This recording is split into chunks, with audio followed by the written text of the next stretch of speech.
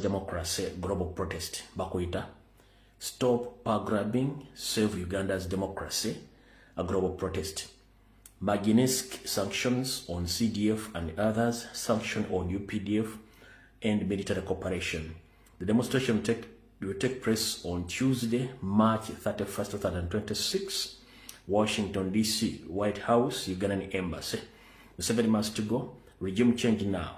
For more information, contact Madame Dorothy Stewart or Mr. John Sembatia in the USA. Kale mwenda bakimanyi mutukide abantu abo okumanya bisingawo. Esimu ya mchala Dorothy Stewart eri 7853569 eri 781521356 9.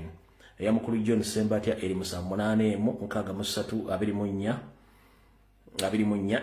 okumanya ebisingawo nenga okubanga mutambula mugenda kuva Waltham je mugenda okubanga muva kekana kalango akabasajja n'abakazi abagenda okubayo mu America okwekalakasa mu Washington DC kanka batereko ne mabegeno mukale bulungi nnyo ensetegeere nti ne mu America okwekalakasa kugenda kubeerayo mu bungi nnyo. So kokokana basobola kuba screenshot mu America kakube screenshot of more information about this demonstration. All right. Bwenva kwako ngenda mukwekalakasa kwewongereza. Abakulembeze ba National Platform n'aba People Power abawangala mu gwanga lyabongeza bakutegeeza nti bagenda teka yokwekalakasa nga kugenda kutekebwa ku luguudo namba 10 mu kibuga Bungereza ku ndagiriro ya 10 Down Street, London, SW1A 2AA, Saturday 28th of March 2026, time 11 a.m. up to 5 p.m. Omulamwa oba the theme calling on Prime Minister Keir Starmer to end selective outrage and human rights hypocrisy and speak up about the attacks on freedom and democracy in Uganda, a Commonwealth member state, and to impose targeted sanctions on abusers of freedom of speech, free all political prisoners in Uganda. Bagango yara kumanya bisingo batukire kusimu za bezo mungalo sako ne email address. Kale mwenna abali Bungereza akala nkalo kakatako okuba nti je muli era mbere mbungi nnyo mu kwekalakasa kuno okugenda okubeerayo mu naku z'omwezi 28 rujja kuba Lwakutaano. All right. Obulango buterevu buba buwedde tuba tugenda mu kyatulese. Ngenda kusooka kuyisaawo amawulire ag'ennaku mpiseewo security alert ziri bbiri zigenda kubeera korosho nnyo n'emisana nzoogeddeko. Kati ndowooza kansooke mpiseewo disclaimer eno obubaka buno nga bugenda eri bonna bannabyabufuzi abali mu Uganda, bannabyabufuzi be tuyita politician abali mu Uganda naddala abali mu ngalo za Museveni. Buno obubaka njala bo baweereza. Bw'oba omanyi nga oli munnabyabufuzi nga obadde weeteeka nti oli opposition naye nga ate okolera Museveni, njala kugamba mwandibadde mwesonyiwa erinnya Kyagulanyi Ssentamu n'ekibiina kya National Platform. Buli muntu alina ekibiina kyagwamu era kyabadde akoleramu byonna gye biri mu Uganda. Kyagulanyi gumwogerako si yalemezzaako Museveni. Mwe kennyini okulyankuzibwa kwe kubaleetedde obuzibu n'effutuwa n'enkwezenge nga temwagala Museveni avire okubanga bw'avaako mba temukyagenda kufuna. Kati njala basaba mwenna bakwata amasimu gammwe ne muveyo ne mwogera Kyagulanyi talina mu Kyagulanyi tebamunoonya aveeyo gy'ali sibe bamuwa ssente oluwaddemu okwogera kuba there is your constitutional right. Ne twagala ojja okwogera ng'olina proof ne evidence eraga by'oyogera. Ekisookera ddala nabagamba nti abantu abalina okwogera ku Kyagulanyi bannayuganda baamulonda ekibiina kya National Platform n'abawagizi baakyo so si mmwe. Lwaki bwe tubadde mu kalulu akawedde temubaddeeko kintu kyonna kye mupositinze ku mitimbagano gyammwe nga mukondeminga okutta abaana, okuwamba abantu, okukuba ttiya gaasi n'akalulu kennyini okukabba. Temwayogera mwasirika. So simanyi lwaki muvaayo essaawa zino ng'omusajja ali mu buzibu ate mwogere nga mumusikirizaako muwakaba mutte. Nkiddamu temulina moral authority oyogera ku Kyagulanyi nga temwasobola kondeminga election violence zaliwo, kidnaps ne killings nga temuzogeddeeko n'okubbako temwakoogera kati mujjawo budde n'amaanyi agoogera ku Kyagulanyi. So ekyo mukireke olw'ensonga buli omu olina social media platform yo, muyina airplay ku TV ne ku radio, temwavayo kondeminga Nyandi Yosofero yalumba makaga president ne bagamenyaamenya ne bakola buli kye baagala. Temwavayo balumba omukyala Babi Itungo Kyagulanyi ne bamukola bye baagala buli kimu, temwavayo kwogera.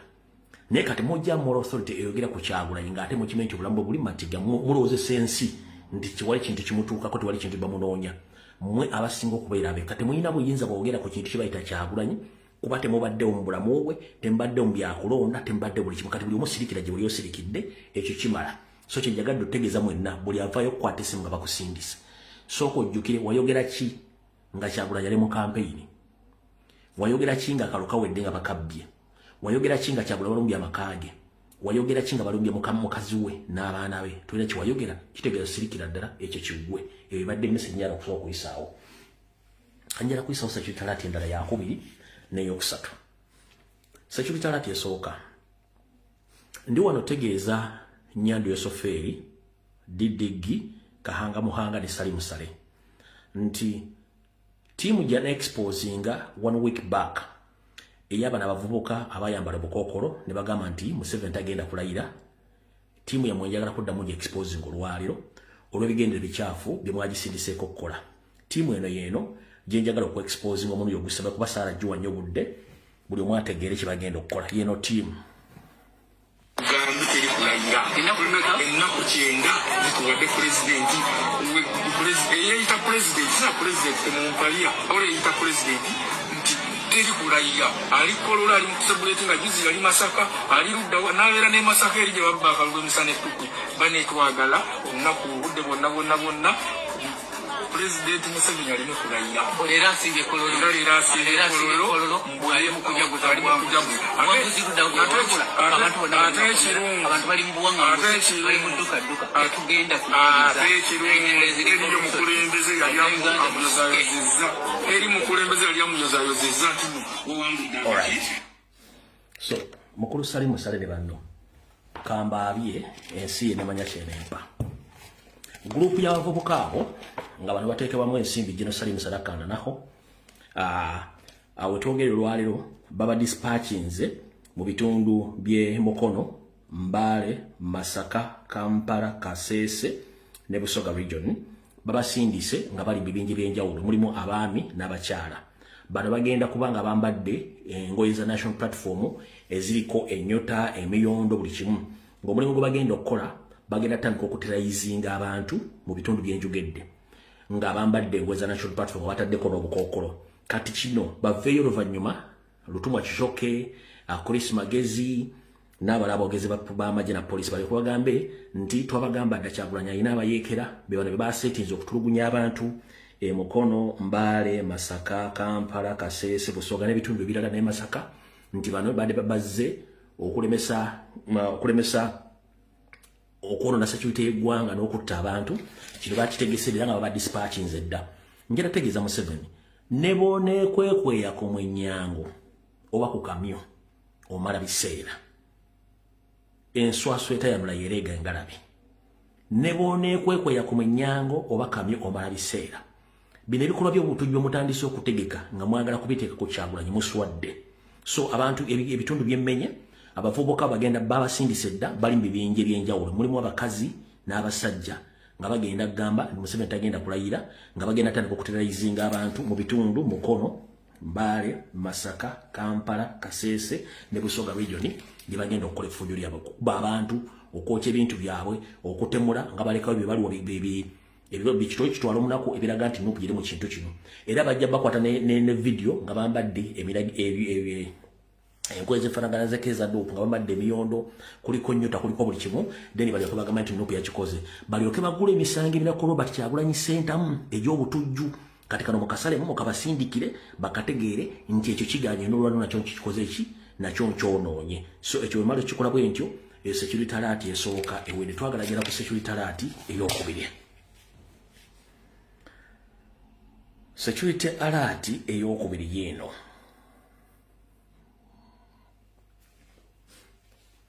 gwe wenna ng'oli musirikale wa SFC oba omusirikale wa UPDF waliwo internal memo eyafulumye nga tegenze mu public domain, tegenze mu lukale nti oba eyise mu mawulire eyise ku TV. Eno memo eyayise ebategeeza mwenna basirikale abalina abaana abali wakati w'emyaka 18 okudda waggulu nti muleete abaana bammwe babateeke mu magye. Eno memo eyayise kano kakodyo ka Museveni nga babadde atta abaana mu famire z'abaana ne bakola mu gavumenti nga tayagala baana abo basukulume ku baana baabwe okutekinga over. Kati babateza akakodyo kano nti abasirikale ba UPDF muleete abaana babateeke mu magye bamale ba training amba jafira mu training aba bamale okutukola training batole batire Congo, Somalia, South Sudan basoba oba mu Congo nga kino bagala kikola mwenna bamala okumante mu China baana basobola kubanga bali mu family zaabwe nga bakola ekintu. Memo esoma bwet. Good afternoon family. Recruitment. FMJS HRM for address. Recruitment of biological children of UPDF personnel. You are requested to inform officers militants with the children desiring to join UPDF to submit names through their respective SVC, particulars including the name of the applicant, son/daughter, age 18 to 22, NINI number, preferred district of recruitment, level of education, father/mother particulars, RO/RA. Ensure that there is no mismatch of the names and DOB of the DOB of applicants.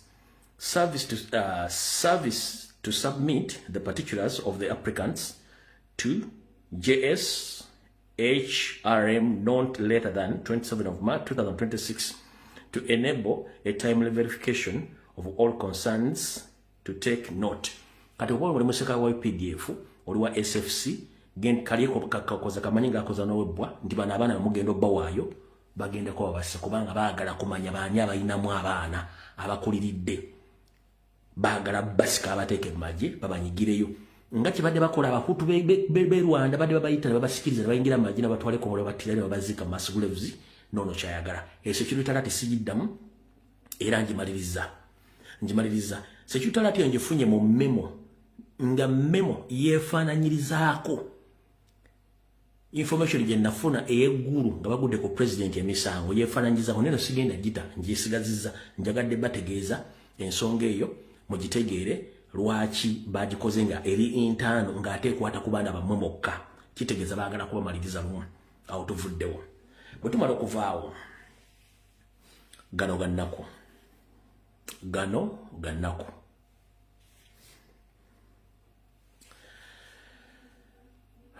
malina okussa ekikoowe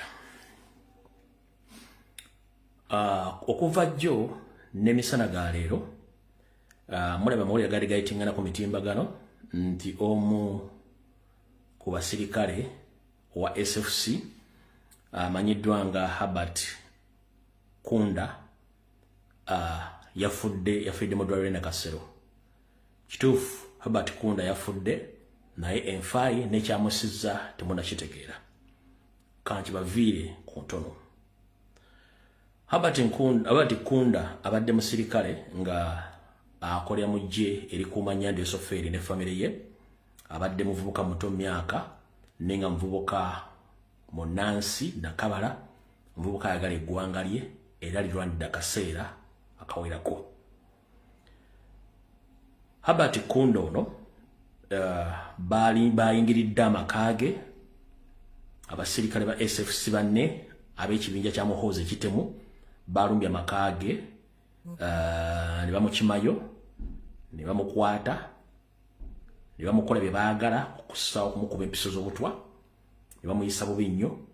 Bamaze omutta ne bavuga omulambo gwe ne baguteeka mu ddwaliro e Nakasero kirowoozese abantu nti yafiiridde e Nakasero naye nga Herbert Kunda baali bamaze omuttira mu maka ge ng'ekyamusizza ekiri nti Herbert Kunda ono y'omu ku bavubuka abadde nkwatangabo era y'omu ku bavubuka abatemyako president nti bagenda kunyiga essaawa yonna olunaku lw'omala okulonda n'amutemyako n'amulagira ng'omusajja omukulu asobole okwetaasa abeeko waayita kati abali kunda ono bamusse naye ng'ekyamussizza mukitegedde ye yali yagaana okukola ebikolwa by'okutta abantu era y'omu ku bavubuka abadde mu SFC abatemyako president nti w'omalira okulonda bo tebagenda kunyiga era president n'asalanga omusajja omukulu abagezi n'asobola okwesikamu ng'omuntu mukulu so ono abadde comrade waffe naye mukama watu yasazeewo yono so mwenna omwami ono yoyo mwenna gumulaba oyo adde musajja munansi nakabala tali muwadde omusaayi y'omu ku badde batemyako president n'amugamba munnange bw'omala okulonda noonya wooyitanga omuntu abasajja bano bagenda kutta era president lwakimanya naye nekolaki naye neyeeryawo over n'abaako waayita mpaka okutuuka gyali olwaliro so yoyo comrade Herbert Kunda gwe basobodde okuba nga basse message ebadde ku mutimbagano esomibwa eti shock and grief have hit Uganda's Special Forces Command SFC following the sudden death of Herbert Kunda, a trusted VVIP protection officer attached to the President Museveni. Kunda passed away yesterday, Thursday, March 19th at Nakasero Hospital. For Nakasero Hospital, unknown for his calm, sharp mind and professionalism, he was a key figure in President Museveni's close protection team. Colleagues described him as a dependable and highly skilled, while family members him as a loyal, big-hearted and devoted man.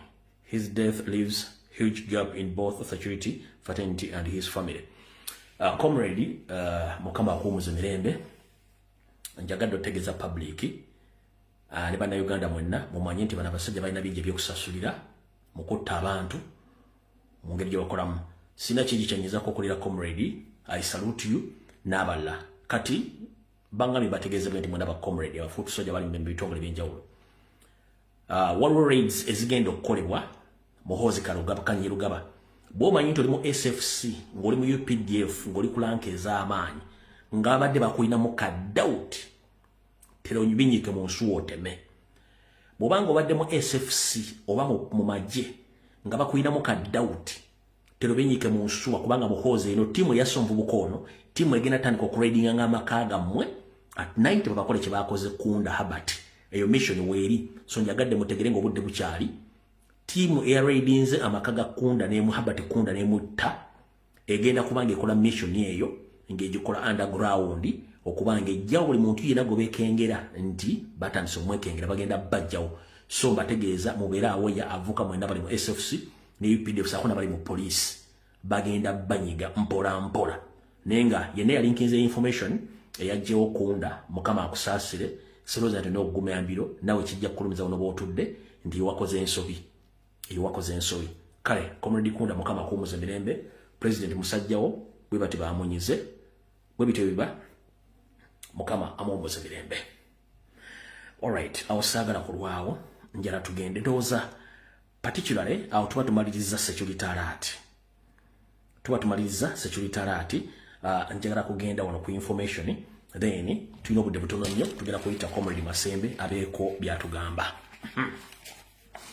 alright abatabaddeeko misana ku video gye nkoze emisana mujja giraba wabula bino bigambo njala byogera nga sinayita comrade Masembe ngambe mwenna bannayuganda abeewunzise ng'ebinyira mwenna abagamba nti his excellence Robert Kyagulanyi Ssentamu akomwoyo mu ggwanga muli bakozi ba Museveni era yabasindise ng'abasindika mutandika okujja mu public mwogere bigambe mulowoozesa abantu nti tewali buzibu Museveni walina ku Kyagulanyi olya bulungi nnyo naye nga bwe njogedde mu kutandika wali nti baaluba amakaage mwakolawo ki baaluba mukyale mwakolawo ki era bwe tubadde mu kalu mwayogerawo ki tewali kati musirikire ddala kubanga ffe tumanyi ku Museveni kyakola ki kyayagaza president olire bulungi nnyo bw'obanga mu kalu tewayogera nga bakwata abantu batta abantu tewayogera sirika era sirikira ddala muli mu reverse psychology nga information tujimaiti mwagala kuki mwagala president attibwe na kino kibabuze emisale mbagamba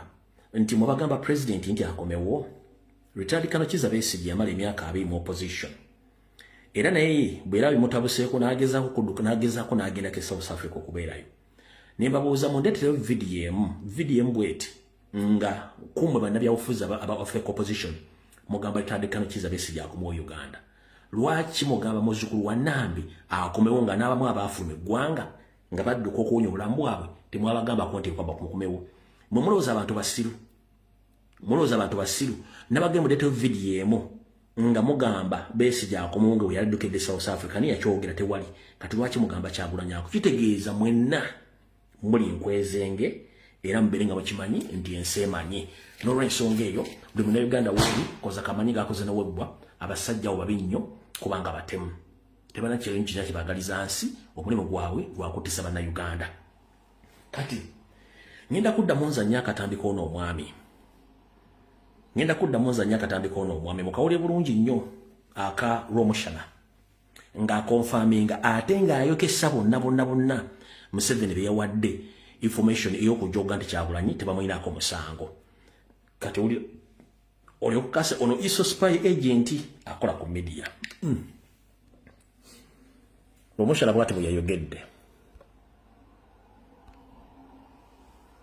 agenda Kyagulanyi bwanajja bwaba kyalina ebirooto ebyo ng'avudde mu mayalo ge ng'avudde gyatambulirayo mu nga tambadde engatto gwajjira ku street n'ayagala kuleeta kavuyo bajja kumukuba Uganda enyongereyo after ajja kuba wamukisa kumutwala mu kkooti nga Kizabesi tamanyi enaraye bajja kumukuba nti olaba yakimanyi amanyi we yalinnya kuwaaya otherwise yandabadde wano kakati gwe mukubire ate bali batamanyi ojja kumala bawadde ikoolo NRA kugaana okusaba mu Eklezia egana misa wantabanye bwakomawo wano ajja kwati byalimu yabimanyi. Let me tell you, okukola statement nogamba nsiima abamaje abandabula babadde banumba kukundyawo naye amaje gandabula ekyo kakimala. The other thing is security nabuuza mukulu Munyagwa poliisi ebajugujja kuddi bajugujjawo nga bamaze okulangirira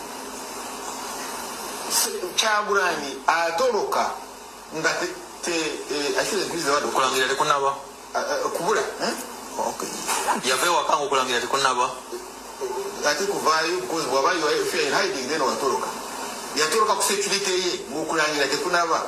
And according to the constitution okulonda kuggwa nga akulembedde afunye 50% plus 1 vote. Na wabanga tebanaba kulangirira nti afunye 50 plus 1 vote ekitegeeza waliwo possibility ey'okugenda mu second round. Kati abapoliisi baba in other words electoral commission yali tereba kumuggyako bapoliisi awendi abapoliisi baba muwa butatoloka nakwetaaya anti tosobola VIP tosobola kukuuma VIP nga tumutunuulira. Kakati njagala otunula Kyagulanyi ng'agenda kutolaka ku baserikale engeri gyali alingiriza ebyo byonna byetaagisa. You have to investigate all of those engeri gyali alingiriza oba yalinya madaala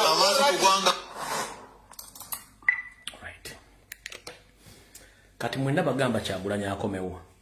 Bw'owulira spy agent wa Museveni ng'abeera ku mainstream media ng'akunnyonnyola nti waakomera bagenda mukuba masasi oba bagenda musiba kati gwe ojja mu authority egamba nti Kyagulanyi akomewo.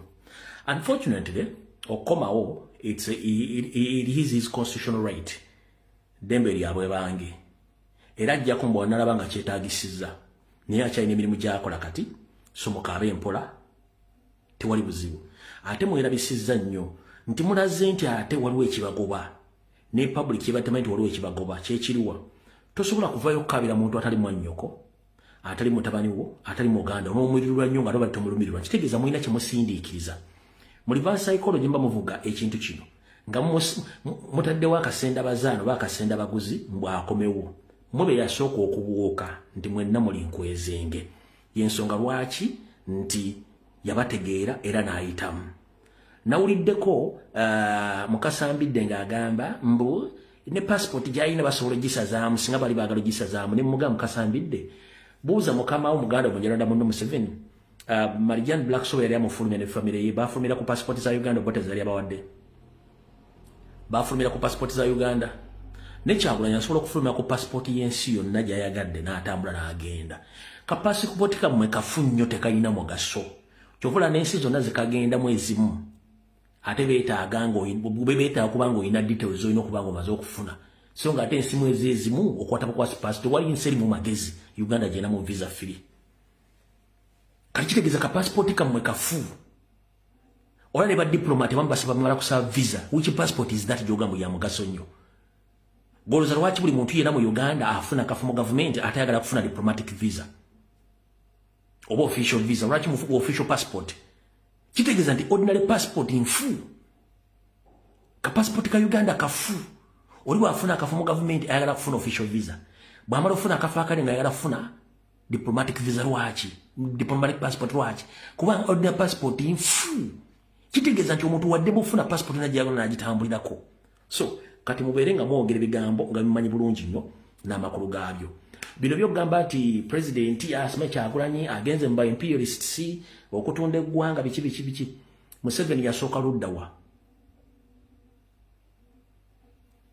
luddawa era baani abamuwa ssente era bwe ba imperialists so kati buli kimu mujja kitegeera mpola ng'ensi etandise obbategeera nti mbadde mukola bya kisiru. Alright, olwokuba nti Comrade Masembo budde ajja kubona butono kamala omuyita ayogere ensonga ze then tuleke tugende mu maaso ne video. Kati ngenda basaba wano essimu yange tesobola kuwandika message wano wansi yensonga kitaddewo essimu n'essimu yange mugimanyi abaagala okuba nabage tulina open roof buli mugenda kuba oteese ne strict dakiika 2.3 okatugende mu maaso kamala okuyita Comrade Masembe abeeko information gyayisaawo then tugende mu maaso sebo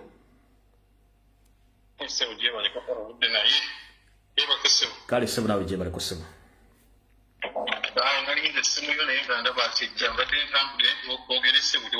kale nkuwadde ezo eddakiika entonotono osooka weeyongere sebo omuzindalo gw'ogulina ng'oli ku live sebo Ugandans mbalamusizaako ffe Ugandans mbeebaza byonna bye mutuusaako engalo nze muzzukulu wa William Kajubi Kaggwa muzzukulu wa Kalibala NCC era walaze kwogera ku nsonga za Buganda ensonga enkulu zikwata ku Buganda naye tumanyi nti ekikwata ku Buganda kikwata ku ffenna Abannayuganda kubanga Uganda ye ekitundu ekisembeza abalala bangi so nsaba mumpulirize bulungi sanjagadde message eno girwashinga kubanga nkulu nnyo kubanga ebiseera ebisinga bwolwashinga ensonga ate weesanga nga abengi tobyogeddeko ate nga bikulu kubanga kati tuli mu kati abaganda Buganda nga abaana ba Buganda oba ba Uganda twale bwetyo kubanga jjukira Museveni akimanyi nti Buganda ye yamuleeta era akimanyi bwa holding a control of Buganda asobola okuprolonginga his stay n'okuinfluencinga bingi byakola ekyo jakikkiriza oba jakigaana naye ng'ensonga eyo bwekyo bwe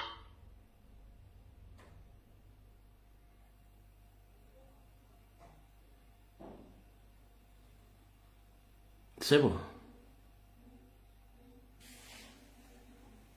amanyi nti afuga eggwanga eririmu kingdoms ez'enjawulo kinyogeza ku nsonga eno kubanga bajjajjange nange ku saidi zombi ya maama ne taata basaavinze Buganda era babadde mu Buganda ebbanga ddene era omu ku bo yaliko Katikkiro omu ku bo yatandika emipiira gy'ebika by'Abaganda yakwatanga engabo ya Bulemeezi era yali chief entebaawo weyalooli Kiguli Mikisa William Kajubi Kaggwa teyavanga ku Ssekabaka Muteesa batambulanga naye William Kajubi Kaggwa yatambulanga ne Muteesa mukwano gw'enfanfe so oyazaala kitange William Kajubi Kaggwa so binkwatako nnyo kinkwatako nze ng'omwana wa Buganda nga bajjajja bange baalinga ne bakabaka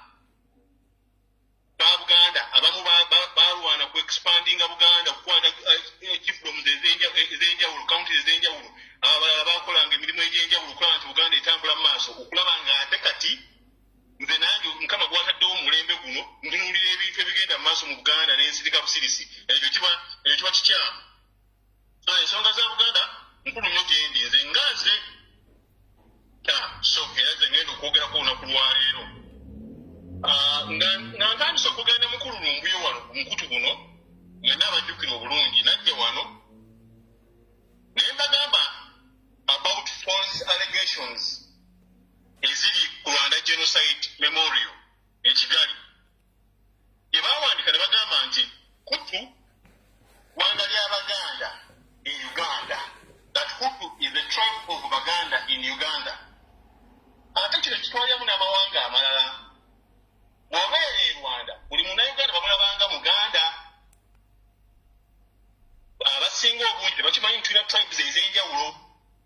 Kaakati bo bw'ogendayo okukyalira ekifo ekyo abakulambuza bali British era abagamba nti muteekawo sentiments maybe kakodi oli kufuniramu sympathy okusobola okweyongera okukuba eggwanga lya Rwanda naye it is not morally right omuntu okugenda okusiba ekintu bwe kityo ku ggwanga erimu. Nzize kwogera ku nsonga zino nga nga mbabuulira ekiri mu Buganda kyemutamanyi abasinga obungi. Nze mbadde mu Buganda ebbanga lyange lyonna bwe mbadde nga ne jjajja wange omu gwe mbadde mbeera naye abadde nga atuula mu lukiiko e Mengo. Nakugamba wange natambulanga nnyo nayogeranga nnyo ne Nelson Kawalya oyo sipiika w'e Mengo. Mbadde n'abalala abataka bangi be mbadde nabo nga ntambula nabo nga bampa amagezi mu bintu ebyenjawulo bambulya ku bya Buganda era omu bo gwe batta recently ngenda kumwogerako abataka abo. So kyova ensonga za Buganda nze nvuddeyo nga mbe kanzoogereko gwe Buganda ali eyo atayagala kwogera ku bintu bino kubanga tomanyi naye bw'otwala obudde n'obeerako n'abantu abali mu Buganda. Nze nvuddeko n'abalangira Baganda ba Kabaka ku mmeezi emu etulo ekyeggulu etulo ekyemisana era baana bangi abalangira ba Buganda mikwano gyange mu nnyumba ez'enjawulo ez'enkizo. So byenjogerako mbimanyi byenjogerako bituufu byenjogerako nkusaba obikoleko research wenga gwe mu kapasite yo nga tolaba kuvaayo kukayakakayana nakuyomba nakuvuma nga tomanyi oyomba kuvuma nga bano basasula benda babagenda boogera ebitakwatagana ku mikutu. So njagala mumpulirize bulungi mbagambye nti ku genocide y'e Rwanda bwe bawandiikako nti Hutu y'Abaganda mujjukire Kagame akyuzinga Abahutu bano gamba nti batta miliyoni z'abantu 2 e Rwanda mu lutalo olwaleeta Kagame olwajja Habyarimana. Njoba ennyonyi ya Habyarimana egwa Abahutu baprotestinga ne batta Abatuusi miliyoni 2. Kagame byayogera ebyobulimba naye njagala muvayo mwenna mutwegatteko mu kudimiskwayinga ebintu bino Kagame byagenda apaatika ku bantu ebyobulimba. Afugidde mu bulimba nga Museveni bwatufugira mu bulimba. Tulina okudimiskwayinga obulimba buno bajja baleeta every now and then. Ate bombi bw'oba basitadinze nga bategeera bakozesa social media basasula nnyo bannamawulire bapaintinga ekifaananyi kyakituufu. Kagame ekifaananyi kya paintinze e Rwanda omuntu atagenda nku Rwanda ayinza okulooza nti Rwanda yanjawulo ggulu ku nsi. Nga nakugamba wano nali e Rwanda ekanombe nga nekuula airport tebannalizimba. Nali e Rwanda ngimanyi inside out kubanga nkozeyo consultancy services eza technology mu bitongole ebyenjawulo era bwe ntambula naawe mu Kigali bantu bangi mu bitongole ebyenjawulo bammanyi naye bammanyi mu Uganda. So byenjogerako mbimanyi.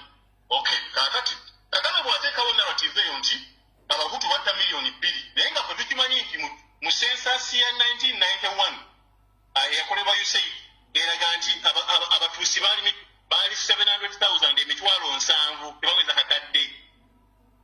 Abahutu baali mu miliyoni 7 Abatwa emitwalo 2. Naye Kagame bw'ateekawo ekifaananyi nti batta Abatuusi miliyoni 2 ne tumubuuza akakadde akamu emitwalo 3 k'ogamba bebaani bano kubanga census eraga nti Abatuusi baali mitwalo 7 ate ogamba batta miliyoni 2 kati bano miliyoni 1 emitwalo 3 bebaani. Omuntu omugezi n'akitegeera nti abo Bahutu Kagame yabatta.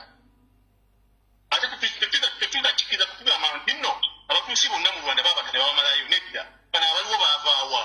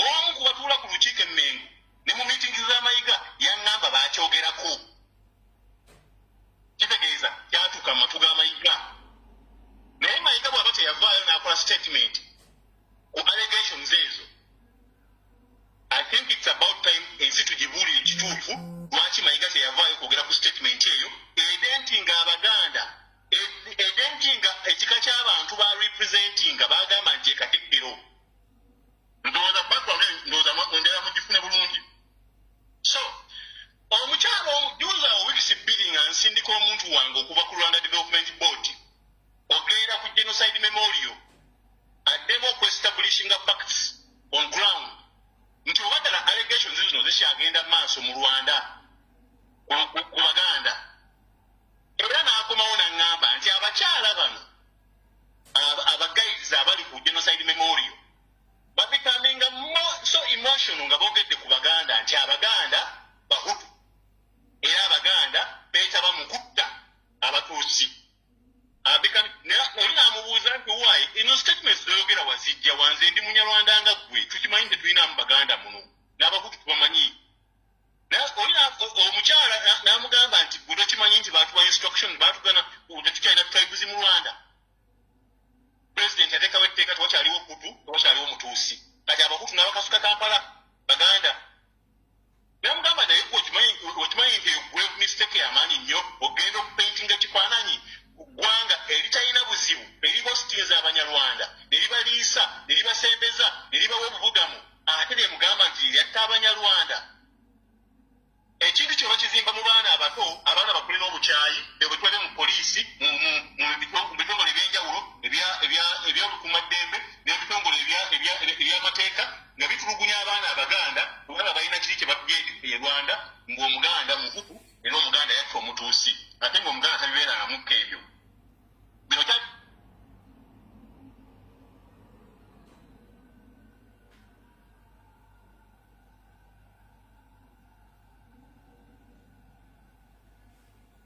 Sebo esimu ekutte gaawa.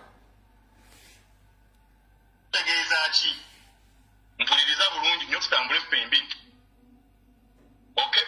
So, omwezi guyiseewo Buganda esirise ekyogera nko naye kirabika nti nno tetukyalina bakulembeze mu Buganda naye tulina abantu ba businessmen, business dealers and corrupt agents mu Buganda kubanga tubawulira mu nsonga wandise bo obadde ompita esimu ebadde ebuzeemu ne kati genda mu maaso genda ddala ku nsonga kati.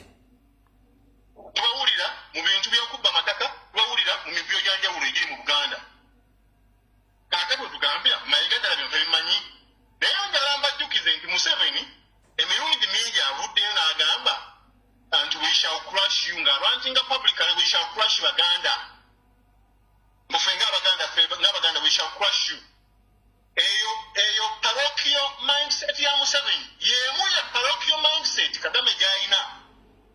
Kubanga bo basiiga ekifaananyi nti ffe tuli tribalistic ate nga bo be bali tribalistic be basindika ensonga ezo. So kaakati kyenjagala mutegeere kiri kiti Museveni kambibuukebuukemu ebirala bingi. Museveni bw'amanya nti nno Abaganda bakola influence y'amaanyi kubanga baamuleeta. Mayiga mu myaka gy'ekinaana ng'ali e Makerere University mujjukira bulungi Mayiga yali mu Nkoba za Mbogo era yali instrumento nnyo ebiseera ebyo Nkoba za Mbogo ng'einfluencinga ebintu bingi nnyo ne mu politics wa Uganda. Nkoba za Mbogo nga bw'esalawo guild president yabeera mu Makerere University ne university ez'enjawulo. Kati Nkoba za Mbogo erina effectiveness ki? Mayiga bw'ajja ng'avudde mu Nkoba za Mbogo ne yeegatta ku mwami John Katende n'amuguluminga bulungi nnyo okusobola okukola emirimu gy'akola emmengo.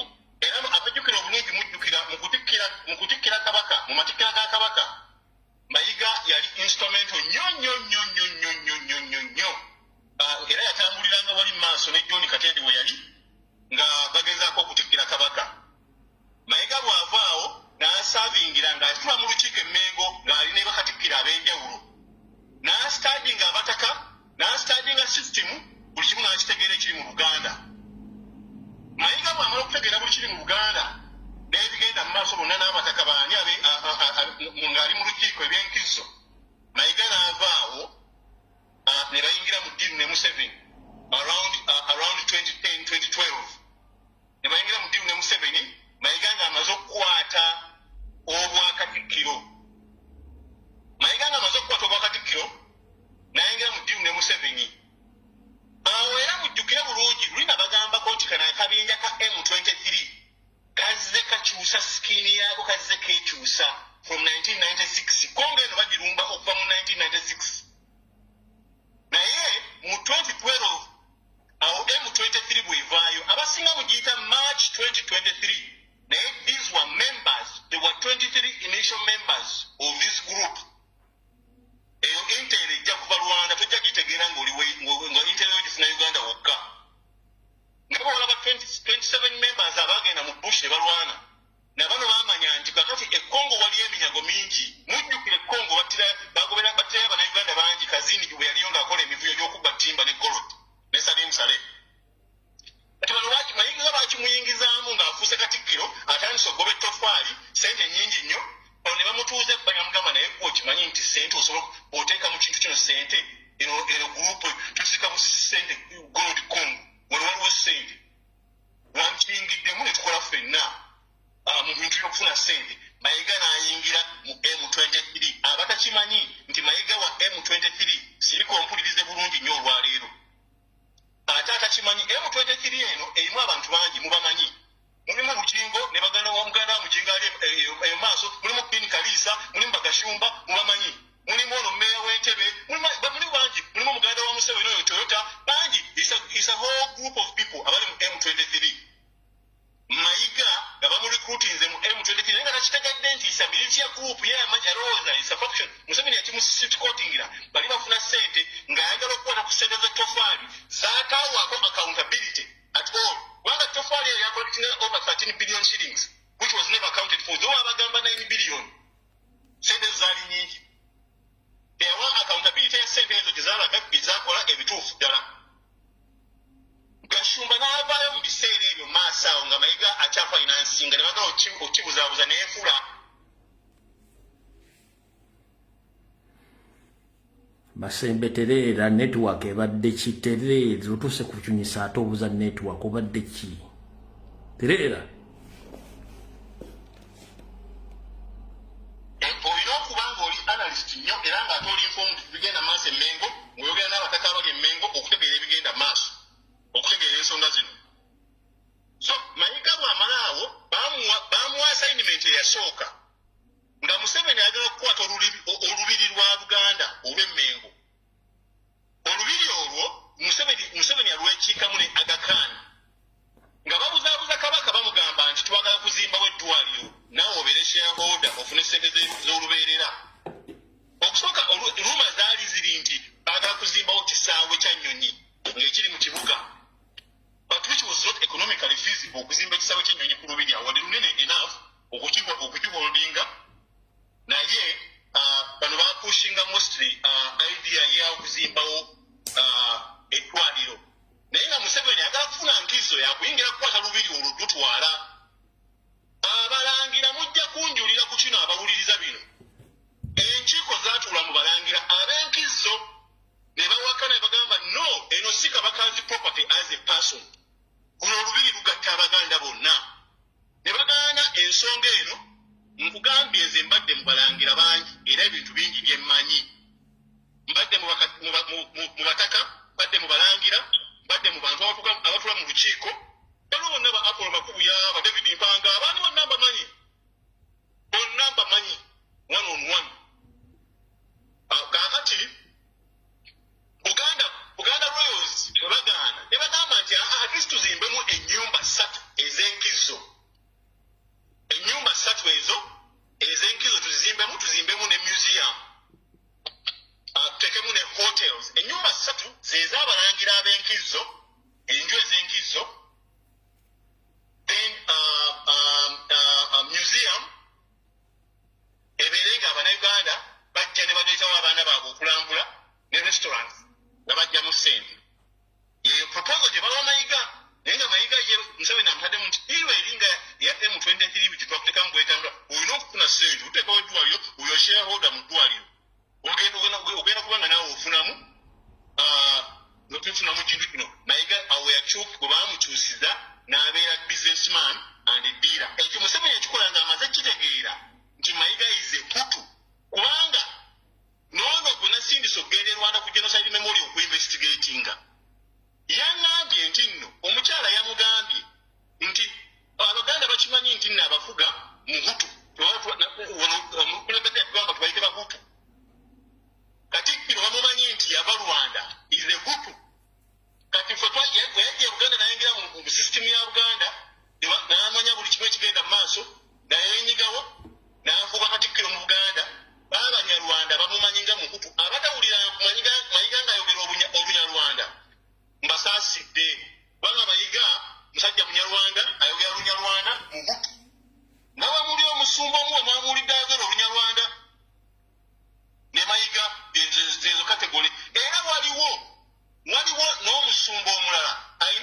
ennene erimu abavubuka abasinga obungi era naye church esabiramu bakemikaliisi abo baani naye munyarwanda mugutu mwe bali bangi naye atambulira mu linnya ly'Abaganda ebyo temubimanyi naye nga bingi bigenda mu maaso baatuzingako dda kati Mayiga bamuyingiza mu news recently bamuwadde ebyapa bingi nnyo okuva mu State House bafunuulidde ettaka eryo bagamba ettaka lino tulitaddewa tulikozeemu tutya bagenze baluwalinze Kiweewa Jjunju okuggulawo ekitongole ekitunda ettaka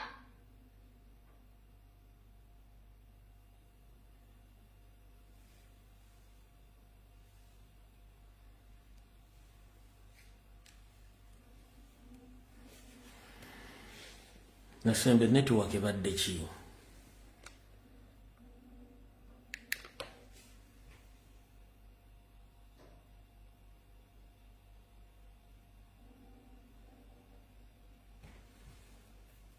Nasembe simu yo bani agikutte mbaaba.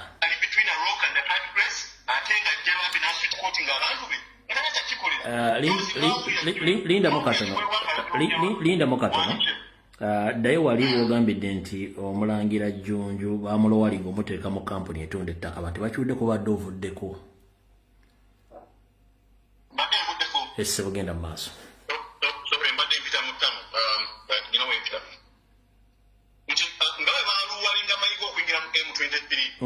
Bakwata omwana ono Jjunju kubanga jjukira mulangira kajja agenda funa mirimu nga kwe gye tukola ey'abakopi.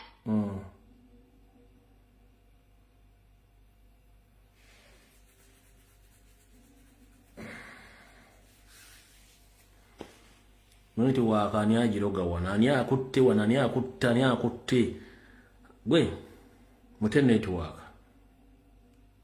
kitegeera abakadde b'omulubiri ono baana bawulira mu nkuubo era mukimanyi mwenna abataka tebatakkirizibwa kuyingira Kayiga emishoni ya Mayiga emu gyalina mu Buganda yali yakufrustrating abataka bagalira olujja otaccessinga kabaka tebamuaccessinga tebamuadvisinga era kwe kulina omutaka gweta Sewamala yali abeerawo Kansanga abantu be Kansanga mu Kiwafu Road mujja kunjulira omwami omumumanyi ng'atula mu lukiiko Emmengo yali mukwano nnyo gwa kabaka Sewamala alina ettaka ddala nnyo mukono ab'emukono musoko mumanyi omwami oyo aba afuluma mu geeti y'ewaatu wegwappa nga atera okukola evening walk oba mu studies entambula ye nga bamumanyi naye nga is a die hard era recruiting nga tulanga ne Sewamala n'annyumiza emboozi zonna ezigenda mu maaso mu Buganda omwo ne Mayiga byakoze Buganda Sewamala Mayiga omumanyi awo ekiwafu ng'owese Kansanga owese Kiwafu Road Kansanga awo ovudde ku Kansanga Secondary School ovudde ku Rizzi Aka Hotel ovudde ku Rizzi Aka Hotel ovudde ku kyaki y'Abakristo eri awo ogenze maaso awo mu koona awo amayumba ga Sewamala gali awo aba afulumayo mu Kiwafu Road baamukuba booda kagenderere teyaddanga omusajja waffe tunaafa naye nga yaŋŋamba baali bamwegezaamu dde okwagala okumutta yali yaŋŋamba nti oba banegezaamu kubanga nti munnaye ensonga zino eza Buganda kati fe abataka bamanyi ebintu bigenda mu maaso bagamba tuadvising abantu mission za M23 Mayiga n'apushinga okuexecutinga abantu era zino mission za M23 bano babijambya bemulaba bano era yeeyanza nnyo okumulangira jjajja w'Abasiraamu obubaka bwawadde Abannayuganda olwalebeeba abantu betulina mu balangira ab'enkizo abalina obulumi ku bantu bannaabwe abatasobola kukola mivuyo temumuwulyango nga ali mivuyo gy'ettaka temumuwulyango nga ali mivuyo eri abantu kwegwa omutima gw'abakabaka ba Buganda ng'ovudde ddala wansi emabega ku Ssekabaka Ssuuna n'ojja ku Ssekabaka Chwa ennyumba ya Chwa mulimu abalangira ab'enkizo tetubawulyango nga bali mu mivuyo gino egigenze nga gikola ebintu bino bye bagenzi bakola ne Ssekabaka Muteesa bwe yali kabaka Muteesa owokubiri teyali mu mivuyo egyo Muganda we Mawanda teyali mu mivuyo egyo gituula kati igenda mu maaso naye omulangira ono avuddeyo akulaza ayogera Lunyarwanda avuddeyo aguddewo ekitongole ekitunda amataka ate atandise okutunda amataka amataka agatera kukwatibwa nga gatera kutundibwa kabaka agamba Abaganda temwejjaako ttaka temutunda ttaka ate mutabani atunda ttaka ate mutabani ayimira ku platform ne program nenjawulo ayogera Lunyarwanda ekyo oba omuntu ategeera kitulimu oba okiraba naye otunakkiririranya Abaganda tusirika busirisi okwekkiririranya kwe kusinza okujjawo Abaganda ate munne agamba kinga njogeddeko nze mmanyikiddwa abalangira bangi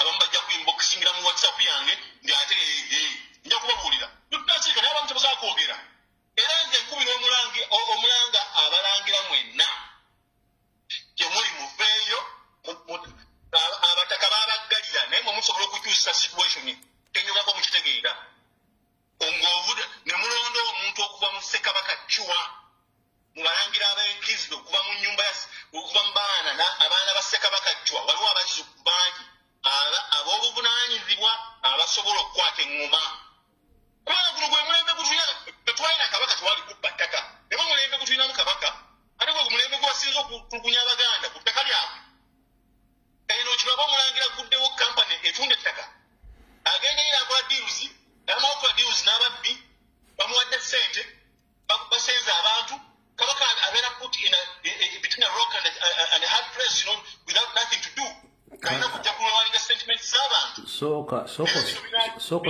Soko simbe wakati awo.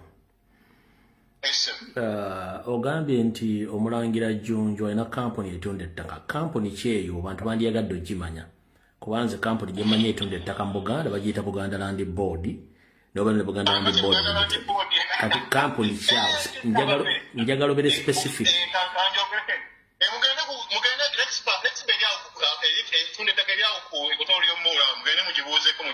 Bagitane? So, Buganda Land Board, eri bano Bashiri, Savea Bashiri. Savea Bashiri omanyi bulungi nnyo. Twasisinkana nga weegasse mu mivuyo wakwansibirwa nga nziba ettaka lyange ery'okunyanja. Bashiri Kizito. Wakwansibirwa yanguza yiika 5 naye nampaako yiika 4. Ye Bashiri Kizito. Ngamba nti yiika endala namba eri mu nnyanja mwe ennyanja yagitwala. Ye Bashiri Kizito. Amanya ge Bashiri Kizito yani. Bashiri nyino kebera mu simu ene dala nfune ebyokubiri. Bashiri yakuliye Musaveya wa Buganda Land Board mpozi nga bamukyuse ennaku zino. Bashiri kafuna ennyo eddala wano kandabe mu simu ene dala ndaba okufuna erinnya lye eryokubiri. Bashiri oyo wakwansibirwa nga amusindika ye Musaveya wa Buganda Land Board agagawadde nnyo mu kubba amataka g'abantu oyo omuvubuka oyo. Olamusindika okusaba ettaka lyange yiika 5 ziri ku nnyanja ku showa line. Bangamba mbusebo tukwaddeko yiika 4 yiika emu amazzi gagitwala. Nengaba kale tewali buzibu sinenya ziruwa wakwansibirwa yagaana okumpa transfer forms nanetolooza okumala emyaka nengenda nentunda ettaka lyange eddala yenaguza Joseph Biga owa Steels and Tubes weyazimba ennyumba galikwoleka genda ebuwayo babuuze ettaka nalinguze ku mukyala wa Brigadier Kayanja Meja Kayanja wamita Sara Namusisi awe buwaya yiika 5 etunde nnyo lyobalookinga State House lyobalookinga Runway Airport walungi nnyo nzimbyewo n'akayumba ngezeko yiika 5 yiika ziri 35 Joseph Biga najja ne bamuguza wonna najja nadeegayira nti yiika 5 ziipe nenkwata sente entono nziwe wakwansibirwa agenda kunoonya tofaali mu Amerika ne Mayiga era abajjukire tofaali Mayiga yanoonya mu Amerika yajja ne wakwansibirwa ezo zaali sente zange nazijja ku Joseph Biga milioni 10 in cash nenzikwasa wakwansibirwa ne Steven Mwanje owa Bridge Credit Finance benjogerako mu bimanyi ebiseera ebyo Steven Mwanje yali president wa Rotary Club oba baita governor whatever baita Rotary Club Kampala naye tunavuga tukubona n'abantu mu Buganda nga babbi bafrustratinga abaana ba Buganda ebimufu yagire Mayiga asirise aganye okwogera ku bigenda maaso naye bannange tulwanyisa Kagame tugoba M23 tugoba Kagame mu Rwanda M23 kano kabakkiriza okugijjayo tujja kumanya bannyiniyo Mayiga tavaayo kwogera ku nsonga za Buganda okusapootira abaana Baganda kubanga ali compromised by Museveni to push Abannayuganda bakubira omulanga oluwalo lukolektinze over 2 billion shillings oluwalo temuddamu kwenyiga mu ebyo kabakazi wange temubiddamu teeka musente zammwe zigenda eri mu M23 oyo Mayiga gye yayingiramu musponsalinga batujjuwa jja batulugunya nabawasikako ttaka lyammwe Abannayuganda bakubira omulanga Abaganda especially twewale emmengo tuginaabire mu ngalo naye tugende mu projects ezirimu omulangira Kasimu Nakibingu twekwate ku project ezo ez'abalangira abalina sanity and love for their kingdom. This is our heritage. There is never going to be another. My grandparents fought for Buganda expansion. Bajajange balwanira Buganda expansion. Nze muzzukulu wa Kaggwa sijja bikkiriza ebyo nja kujja nyanike wano abali e Buganda emmengo baanike temukola Abaganda ebemukola Buganda mwegasse n'omuntu eyajja okubba okutta n'okuzikiriza n'okusanyawo Buganda mumwegasseeko nga bw'asanyawo Buganda asanyawo abaana ba Buganda busirise Mayiga asirise kubanga akimanyi nti alina bizinesi meetings ne Museveni. Mumuli amuuliza Mayiga. Kino banaye kibalage kino. Mayiga bw'agaanye okujja okwogera ku allegation.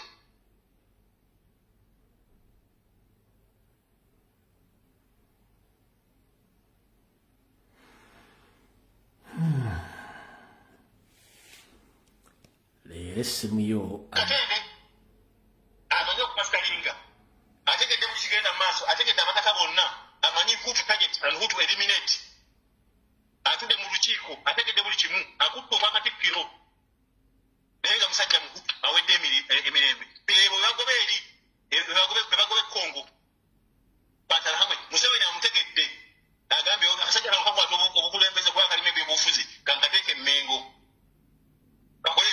abaganda tusuwalako singa mbadde mu kifo kya Mayiga nga nkola Mayiga byakola singa nalekulira dda abaganda tulina mwaka obuntu akaswala naye akasajja ako yeyo karakita y'Abanyarwanda eteswala eterina nsonyi n'akola ekintu blatantly naye atabala nakuswala n'akamu n'akatono etulina emmengo abaganda n'abalangira n'abambejja bakubira omulanga eno ensonga mugikwate n'amaanyi mugise ku mwanjo mugidisikasingeko era mukirininga emmengo eyo Otakini ngemengo tugenda kusanga abaana bafa abaganda babayoola mu makomera ag'enjawulo babatwala mu makomera ag'enjawulo babatwalayo babateeka mu mbeera z'obusiyaga nakugamba wano eruzira bateeka abaana mu ggaali tebambadde underweya otuuka eruzira basobola kujjamu underweya empale ze bambala baziuza wakati wano mu mpataanya owuli abaana kirokaaba una anfuula omusiyaga wano una anfula biki baana baganda ogenda okugenda beekuferodde buli mwana alina ebizibu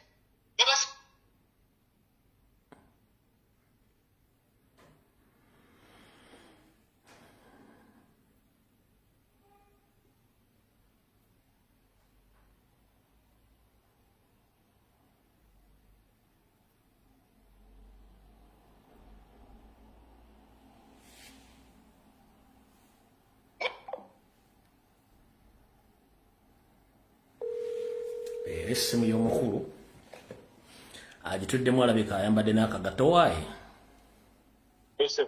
atudde mu ssimu yo ali kugombolola ki wandiseho atudde mu ssimu yo wagombolola ki oyo genda mu maaso babadde bagikutte munasembye kwogera niwetandawuza ndi kwendi okomye kugamba nti abalangira n'abambejja ab'enkizo batandika okwenyigira mu nsonga zino okulongoosa Mmengo w'okomye muvuga ndi mukuvuga mbadde situnde njogera bwogezi nga bwenvuga so ngezaako okutukola phone abalangira n'abambejja ab'enkizo tulabe nti abataka babajjawo abasobola okutuwa wala luli Buganda yakulaakulane Buganda yakula etya akagamba asomeseeko abatakimanyi edda omulangira bwe yalabanga kabaka aliko takola bituufu oba tatambuza Buganda mu ngeri gyerina okutambulamu yakwatanga effumu n'amugjawo kati amateeka tegakkiriza ekyo bakitwala criminal offense newankubadde mu bulombolombo bwaffe kyalinga nno omulangira okujja n'ajjawo omutaka atudde ku ntebe n'assuming obwakabaka n'akola expansion ye nga zine strategy yagaziya bweffe bwe twagaziya Buganda abalangira baalwaniranga entebe eyo ab'enkizo kati nkubiriza abalangira n'abambejja abamanyi ebigenda mu maaso byenjogerako nti ebiggwa ebyenjawulo bitundiddwa bannange kankubuulire obeera mu nsi ez'enjawulo nga olusinkana abantu abatalina identity.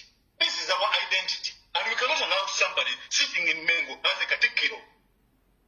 Well, if Katikkiro talina nsonyi zivaako nga kabaka bamuwamba, let him come out openly and make a document.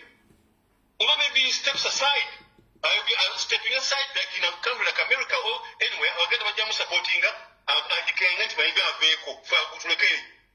Declaring nti Mayiga aveeko fe agutulekere bulekezi. Atule watudde wa Bungereza oba America for 2-3 months agambe Mayiga aveeko. Nga tuddako Mayiga ne Museveni ajja kugenderako ogwagutulekere bulekezi wa Museveni akimanyi. Nti omuganda watabukiraawo okuba kabaka yakyabikiriza Museveni.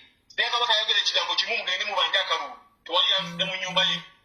Abaana abaganda abali babasiyaga mu makomera kubanga tebakusiba ngodo bimanyi bino nze badde mu kkomera Museveni nga nsirira ekisirusiru nembiraba nga ntuuka wali babajjako fingerprints bazikugjako bakufuula international criminal because they're going to share that data with Interpol and mark you as an international criminal. Then later, after marking you that back to Musiaga, and that's Manti Muhozi Musiaga, and that's Manti Andrew Mwenda Musiaga. Katwaliza watakuwanisha Musiaga, mulitaka kubagua nini? I know Muchano, Muhoza, I know Muchano, and Muhozi, Amumanyi, what's the Mumani?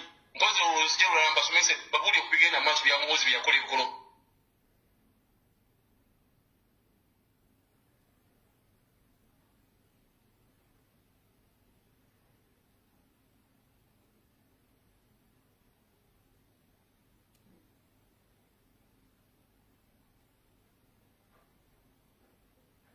Mukuru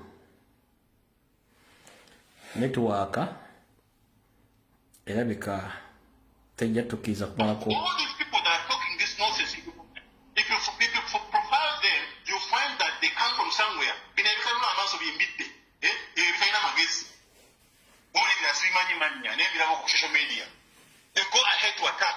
We have housed you, we have given you a home. You are a part of us. We made you part of us. Why do you destroy us? We come to your country and destroy your country. We have respect for where you come from. And we never attacked you where you come from. We never attacked you.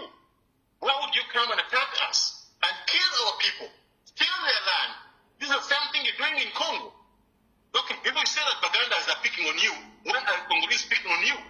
Why are Sudanese picking on you? Why are Burundians picking on you? Why are Kenyans picking on you? You are the same people who are trying to entrench this parochial mindset that you harbor and perpetuate. We're not going to entertain it. No one is going to, honestly speaking, that egocentric mindset that you push, that you think, you feel you have this sense of entitlement, that everything, you should be the ones in control. Tetujja kubikiriza naffe tetujja kutukkira kuhumanizinga kuli mwatusanga emunsi gye twatuzaaliramu mwatusanga ewaffe we're not respecting our values and morals. Allow me go for now, Mr. Rumbuye. Okay, Mugane. Allow me go for now because there are other demands that I need to attend to. I had hoped that we'll come a bit earlier and then have a lengthy discussion. But Ugandans know one thing. Distance yourself from any activities, financial activities that are raising in Mengo, because that money is going to M23 funding. You know, you know, Pentagon. Bamusaba sente eri mu M23. Wanga M23 inamu etanso kuna disagreements d'amaanyi.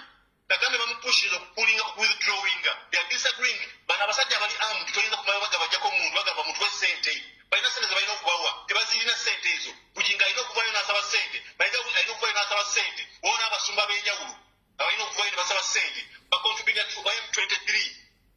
Bananeze kababulire na kyobwana bagamba wano nga ntandika okugenda mukulu Rumbuye nga tulwanirira okubanja akalulu kaffe naye bagamba tugende mu civil disobedience. Let's start paying taxes and cripple these people who are financing M23. We are paying for this financing. It's us who are paying for financing of the M23 militia group which is dehumanizing Congolese, and also us at the same time. We need to engage systematically and move for 40 years, counteralize flooding and affecting people's businesses and livelihoods. And you tell me that you can still defend that? You still want the same man to be president who has messed up the entire country?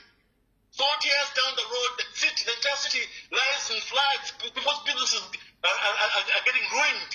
And you sit before camera and defend such nonsense? Is that where we want to be? People who are well traveled, and you can still do that? No sense of shame? No sense of shame? No, we're not going to accept that. No way. Mr. Rumbuye, I become emotional. These people are not serious. We're not going to accept that.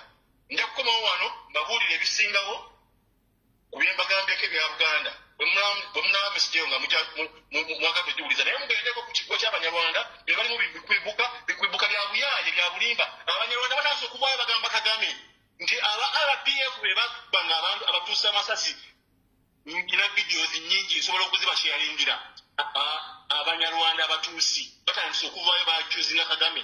RPF was behind the assassination of Tutsi people, its fellow people, and they're asking questions. How did you survive if you were Tutsi? Were you hit by a Hutu or something? Kagame yatta tricks they are kozesa eruwero ne Museveni mukutta Abaganda nga okwesiba ekikokolo nti majega Obote ekimu kye baakola e Rwanda okusobola okuwininga settlements y'emitima gy'abantu. Kagame kati asasula social media nnyo is paying a lot. Is paying people from Zambia in Harare. What gave a church Benson something? Benson, I forget the other name. Benson is a political analyst, blogger from Harare. He's been paid a lot of money by Rwanda to sweet court. Some of guys video which tell how I get up next region. Mama should send a genie could demystifying other killings of people in the Great Lakes region.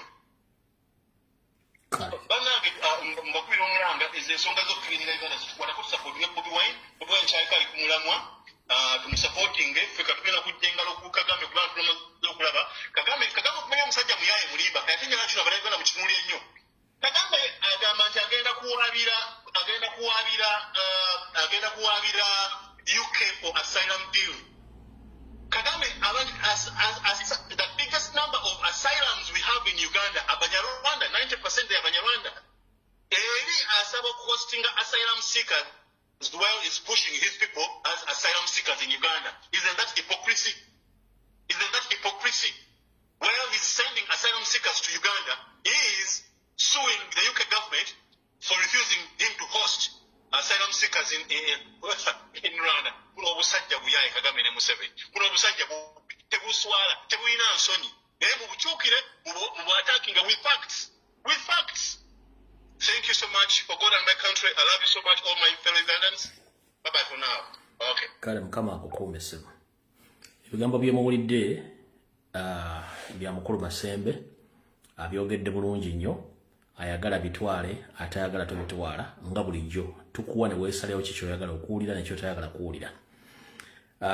Nabateredde ennamba y'essimu ku kibanja kyange ekya obwenyi bw'ekitabo ne mbaterako ennamba wano sobola giteekawo naye ngenda kuwa omukisa abantu 30 abasobola okukuba essimu ng'okozesa eddakiika 2 oyogere ensonga zo tugende mu maaso. Era essimu ngitadde oluvuddeko Masembe mbawadde olukusa naye ng'okubako ssimu okozesa WhatsApp yokka tokubira ssimu direct.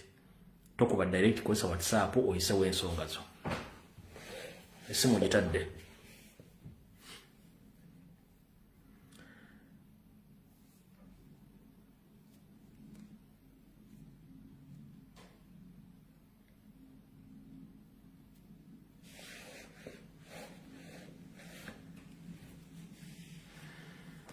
Dakiika emu eyiseewo. Eddakiika ey'okubiri etandise kasatu weze eddakiika 3 nga teri akubye essimu then awomba nkyusa ne mbajjako olukusa olwa open roof nengera mu maaso ne information gye nnina. Eddakiika ey'okubiri yino naye ebala etandise.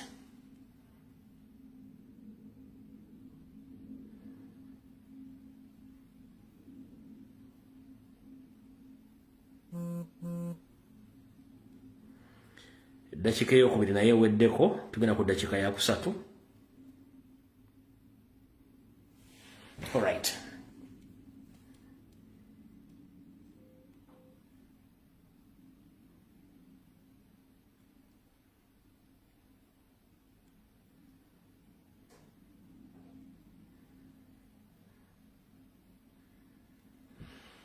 All right. Kati ziri sawa 3 dakiika 15 byemulidde byonna yongero binoonyerezaako ku nsonga ezo olw'ensonga ne network ate tuli bubi njiraba eka ku speed ya waggulu. Mmala okulaba ono agamba ki? Professor Wangisebo kulamusiza mukama wange kale sebo amina kuweza kuwangira we bali tukyaliza mukulu oyo otubeera nga tuwapuleti byetuba tetutamanyi natuyamba ne tubitegeera kubanga ebintu bino byayogera bikulu otunulira abasajja betubadde tulowooza nti tuli bamayiga kati nga mayiga musajja yatwesibako buli muntu yenna akimanyi abasinga obunjiriza babadde bakimanyi nti omusajja oyo munyarwanda nze natunuulira n'ebikolwa bye kubanga naye ndi muntu mukulu naye ntunuulira ebikolwa bye abantu nga babakwata abantu nga babatta abantu nga bakola buli kimu naye nga katikkiro wa Buganda n'agaana okuvaayo n'abaako kyayogera munnange ekyo kiba kintu ekifaananyi kirala ate si ye yekka kubanga si yali kakiiko kokka. Mbadde nsaba mukulu Masembe ayongere tulambulira ku bana abalala bakola nabo, kubanga bwe ntunulamu amannya ge beeyita ga Kiganda. Naye ate be bantu bennyini be tulabanga balwanyisa pulezidenti waffe Robert Kyagulanyi Ssentamu. Tubadde mu kampeyini wano nga tuli mu kampeyini, bakwata abantu babatemula, naye nga tewali n'omu avaayo kwogera. N'agamba nti abannayi nakisuse, naye nga basirise busirisi ng'Obuganda tebuvaayo, bwe bavaawo ne bagamba nti tuvoola Obuganda. Tumanyi tetwagala Buganda, kakanye twebuuza. Nze bannange ndowoozaamu n'okulowooza nti obwo si Buganda, obwo tibukyali Buganda. Ekyo tugambe Mayiga, kubanga Obwakabaka bwaffe Mayiga si bwe Bwakabaka. Era kino nze ngenda tutandika okukivumirira abantu abagamba mbu nno Obwakabaka bwagaanye okuvaayo si Bwakabaka. Kubanga tewakyali Bwakabaka, tebirina Bwakabaka. Mayiga buli kimu yakyeddiza n'abantu be. Nze ngenda ne ntunuulira wano nga waliwo emikolo egigenda okubaawo. N'owulira nga atusindikira abantu ffe be tutamanyi mbu ajja kusimanya zze Kabaka yamutumye. N'owulira nga akola statement nti Ssaabasajja Kabaka akoze bw'ati ne bw'ati, ne neebuuza nze neebuuza ne ŋŋamba Ssaabasajja Kabaka mwamusanze. Omuntu abeera awo Emmengo, abantu abakola Emmengo awo, kasita obeera nga okola kugamba nga towagira bye bakola, bwe baba balina kukugoba.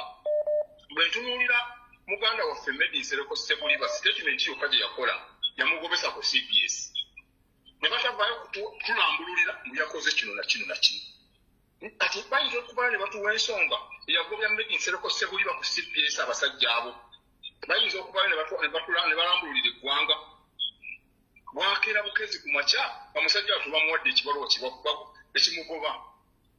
So bannayuganda mbasaba okusookera ddala tusabire pulezidenti waffe yonna gy'ali gy'atambulira.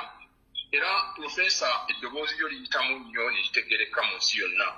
Nkusaba busabi otegeeze pulezidenti waffe abantu abo bonna abamwetoolodde gy'ali abeegendereze.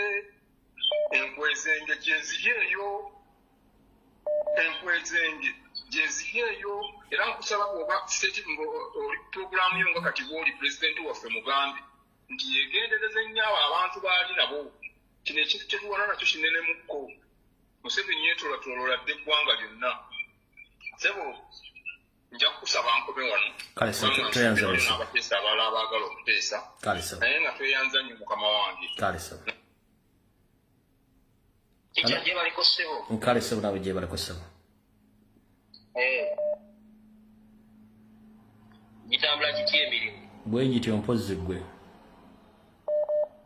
Kakati nze enteesa yange eri bw'eti. Nze ngamba Munnayuganda alina gy'ali okugyetoolola yonna nti ezo balwamusana gundi ze bakola tebazitwala nga za muzannyo. Pulezidenti wonna wafunira obuzibu be bantu abasooka ab'okusookerako. Ate ezo gundi ze bakola era Bannayuganda tuzitereke ti pulezidenti wafunira obuzibu be bantu ab'okutandikirako. Nga tunnatandikira ku muzzukulu wa Museveni, ku kitabani kya Muwoozi, be bantu abalina okusookerwako, be batemu nnamba emu. Wa Museveni talina bw'ajja tulimba nti ate yagudde manya mu biki ebyo bintu byatera okujja n'alimba. Ekirala bikyalina ekintu kyotera okugamba nti bibatobugaali basayire college bikyanze abuuza. Wanda bagumye okuba Abanyarwanda ku media nga bagamba nti nze simanyi Rwanda. Ongamba otya nti ennyonyi ya Rwanda bw'eba esituka okujja Uganda ng'etambulira eddakiika 45, ongamba otya nti tomanyi Rwanda? Kijja ekyagolaba kiba kisoboka. Wangi genda mu maaso ssebo gusa ensonga yo. Tekisoboka. Muleme kutuyita bajega. Wange ennyonyi yamwe ebanga etambula eddakiika 45 okujja Uganda, oba ogamba otya nti tomanyi nnyo? Kyogamba wansi oba otambulirawo bbanga ky'okutuuka ewamu. Munnayuganda yenna aliyo ky'olina okumanya kiri ekizibu kimu kye tulina mu nsi yaffe Uganda. Ekirwadde kya Uganda be Banyarwanda abatufuukidde ekizibu. era nze pulezidenti waffe nabyoli bw'obanga kuoli kuno ng'owulira ng'ofunye obuyinza etteeka ekisooka kubajja mu constitution yaffe ey'eggwanga ate bamale batuviire tewali kubasaasira mbu ate baddugavu be batemudde abantu baffe be bawadde abantu baffe obutwa be batta be batulugunya be bakoze buli kimu balina okutuviira yeggwanga erina okusooka okutuviira mu nsi yaffe badde ewaabwe kategedde kale sebo tuyanzanya sebo yes kyabeera bulungi n'abasajja kabaka awamu amina hello wangi nkale nyabu naawe bali kubeerako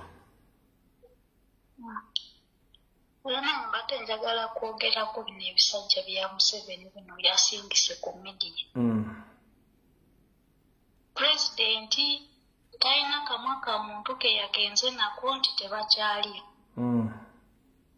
Talina mukono gwa muntu gwagenze nako nti tebakyakola mirimu gyabwe.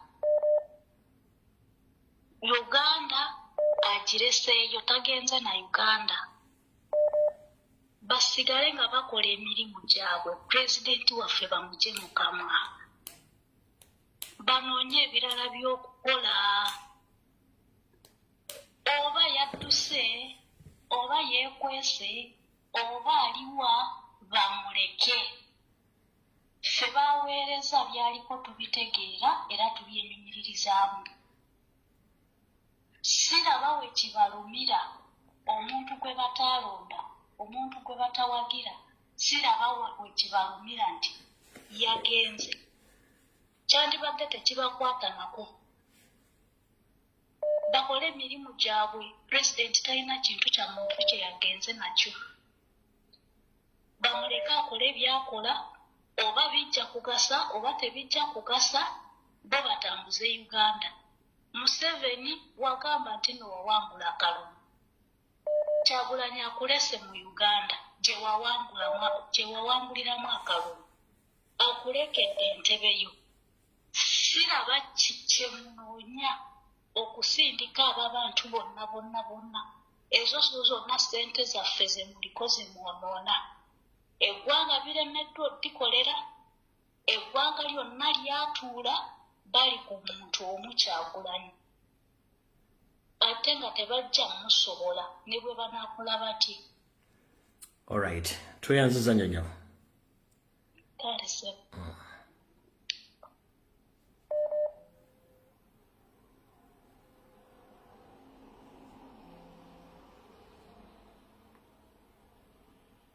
Hello.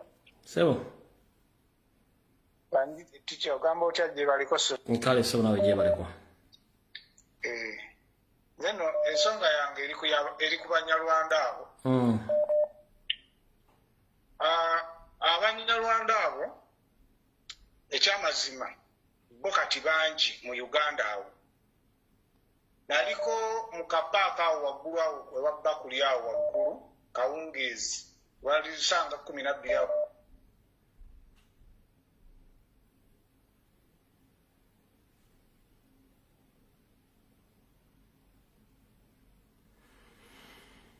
Netwaka erabika etima y'abantu.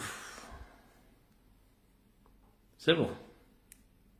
Icha gye bali sebo. Nkale sebo nawe gye baliko sebo. Kale tano.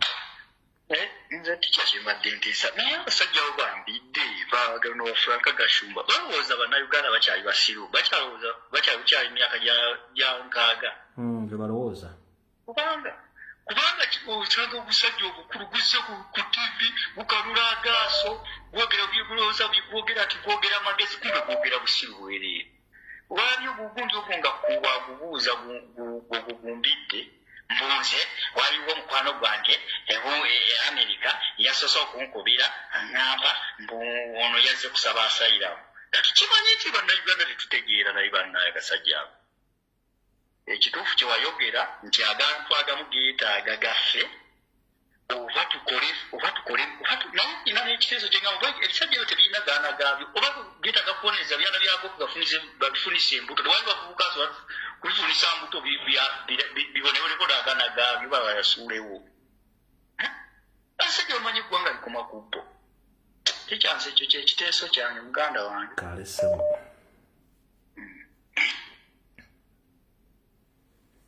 Sebo. Kale ssebo nawe gyebale. Mulanganye munange. Weetuli. Wewe kusomesa abantu. Kale ssebo. Omanyi njagala okubuuliza ennyo. Omulembe gwali gwogote. Era menge waliwo ebintu bye baakola ebyekisibo. Bwe baatuuka okugira okuyita abagundi okuba omulembe guba gwamiini oba gwogote erabiddemu ku katono. Baatuuka ekiseera okuyita abagundi bonna ababadde bampega nga babega Muteesa. Bonna baavaayo. Ekintu ekyo kola nnyo lisaaki abantu abakulu bajja kikubuulira abansingako emyaka. Era ojja kifuna bulungi nnyo. Abantu abo baatabukatabuka kuva dda. Mubeera n'abantu nga mulina abantu mu society. Naye nga bo balina ebyabwe bye banoonya ebirala bye beeyagaliza okukola. Okitegeete? Era abantu abo mubayige. Abantu boogera ebintu bingi. Abasajja baasa abaana b'abantu, basibye abantu, tebalina kye batakoze, bagobye abantu mu mataka, naye nga teri avaayo ayogera. Naye kati jjo luno, omwana mulenzi ono bwe yafulumye n'agenda, buli omu yena ayogera byaba asanze ebyekisiru ebitategerekeka.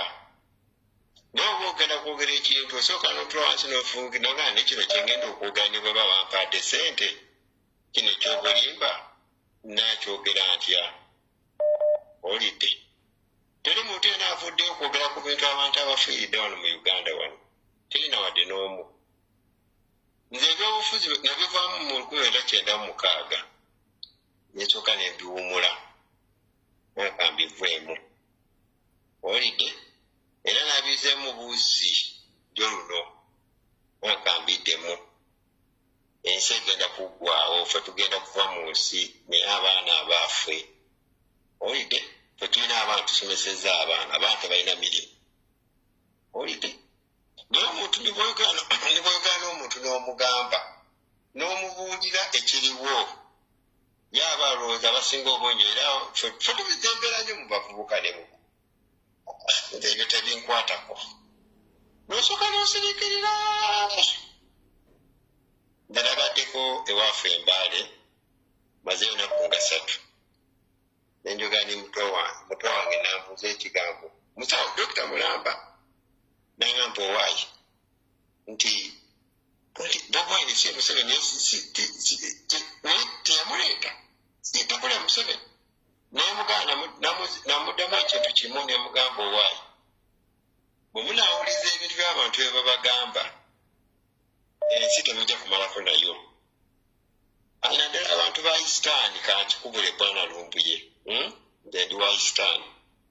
Abantu ba Eastern abo ekintu kifuumu kola olula ekintu nga buli omu yena ng'akitambuza. Oba tunaakola tutya okujja endowooza mu bantu sikimanyi. Omuntu aleeta ekintu n'akisulawo n'agamba gundi oyo omukozi wa gundi oyo fe atukolera oyo gundi ebitaliimu.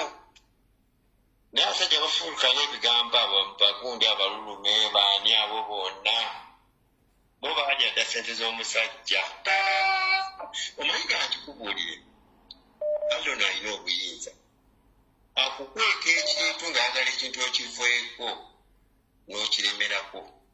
Olukiremerako n'akwanika nakujja kubanga otakivuddeko. Kati abantu bano ala yakola ki? Yabajjayo n'abakola ki? N'abalaga abantu nti abantu bwe badde mukolagana nabo be bano. Naye ali abakweka, omanyi akukweka nti oluusi oyinza okutakola ki? N'oluvaamu n'akufaako n'akwanika n'otandika okwogera ebitakola ki? Ebitakwatagana. Kati ogamba otya omuntu nti gundi komawo nti komawo tujja kugira wano kati byebiki ebyo? Byebiki ebyo? Naye musomese nnyo abantu kyetaaga twetaaga kusomesanya abantu bategeera abantu bano babategeere nti abantu bano baki lwaki tutalina leediyo kuona leediyo zonna baziba baletivi zonna kati twala kulwanira olutalo ku midiya soso midiya kyekikulu kyekyo akola kyakola akole tulwanire ku soso midiya twegobako abasajja balobola abano si bangu sebo ng'ofundikira mu 1986 nde twali basatu taata owange ne mukulu wange nga tutudde abakyoli bakomyewo bali kubambaale ne mbagamba bannange mugamba muti Obote abadde mubi naye Museveni n'agenda kubeera mubi. Taata owange n'ambuuza ekigambo nanga mwana wange osinze kuki okwogera ekintu ekyo namugamba ekintu eki tusabe obulamu munaakiraba. Taata yafa 89 mukulu wange n'afa 9 tiyabirabako byebyo ebyange kale mukama kome.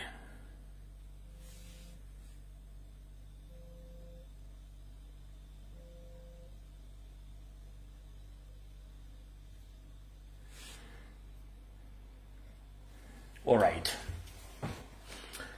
Ababaddeko mu bali kubeerako kuba nkoze video biri lunako abatalabye yasoose mugende mugirabe. Njagala kukoma wano mpa obudde abantu bagende ku mitimbagano emirala ate nabamu bagende basobole okweyona okusibuluka n'okulya idi ennungi. N'olw'ensonga eyo njagala obbagaliza okubeera ku lungi tujja kusinkana ku Sande ssaawa zezimu Mukama bankomire akatambi kawedde mweraba. Ababaddeko mwenda mwebali kusaasanya information atakomera mpeera abakuume musabire nnyo president musabire nnyo bannayuganda bali mu struggle naye mwegendereze nnyo ebigambo ebyogerwa abasajja Museveni bali ku TV ne ku radio. Nyongera okujjukiza system ya Museveni egamba nti when you lose media you lose power. Ndoza mutegereka kitegeeza nti Museveni akozesa nnyo media okuduwinkinga abantu bannayuganda okubawo ebibozibozi bifo ne babitambulirako. Kyovula nti kati buli muntu yenna abadde akolya Museveni nde disguise nga yeekweka bamugjeyo bamuflontinze okuli abayimbi okuli abapromoting ennyimba okuli ba TV presenters okuli bannamawulire okuli abakola ku radio okuli buli omu bamugjeyo kati kubanga bakimanyi nti kati it's time to woodwink Ugandans kye bakola. Yo Mmengo nga bajogeddeko yasirika n'esirikira ddala naye kubanga eri mbuwambe nga bagiwambisa mayiga. So muna Uganda aliyo wena njala kugamba making sure era njala kubaza muna bakomrade bachakola video ku social media platforms ez'enjawulo okuli Twitter okuli TikTok Facebook YouTube n'abalamu nabo balinyo babalira kukola kintu ekyo kubanga batakikola tenne butugenda kirekera singa tuleke ekintu kino kitamba bwe kityo nga Museveni byagala byakola ku social media ne ku platform ez'enjawulo ku TV mainstream ye tosobola kuba ekintu kino bakisomera ddala kuva mu mugundi kuva mu Soviet Union nti balina kukozesa propaganda blackmail ne malice okudestroying omulabe waabwe. Kati mubadde mugezezaako nnyo kikwasaganya kirwanyisa naye era still bakyakikozesa. Naye unfortunately okuba nti bakozesa abantu abatalina bwongo bava ne boogera ebyama olumu ne beeyokya ne beekuba. Niyo mukirabye nti ono Lwomushana avuddeyo n'ayokya banne ate banne bagamba bino ate bano bagamba biri abaasirikanga okulola kutandika ne mu campaign ate bavuddeyo boogera nti akomewo ate wajjukiza nti waayi kino kyaliwo nga kino temwakyogerako tekulyanyega buli omu asirika busirisi. Kati yengeri gye mbagambamu nti the moment you lose media you lose power. Museveni yamanyi kye bayita media temanyi na mundu kubanga akimanyi obwongo bannayuganda basinga obungi bakwata mpola beerabira mangu ate bagenda nekyo kiba kizze. Kati okubakuuma nga bali ku mulembe ne ku mulamwa si kyangu. Museveni kyaleetera abantu bwe kibatwala n'olw'ensonga eyo musigale ng'omutumu gutadde wansi. Mwebali nnyo kubeerako Mukama bankuumire mweraba video ewedde.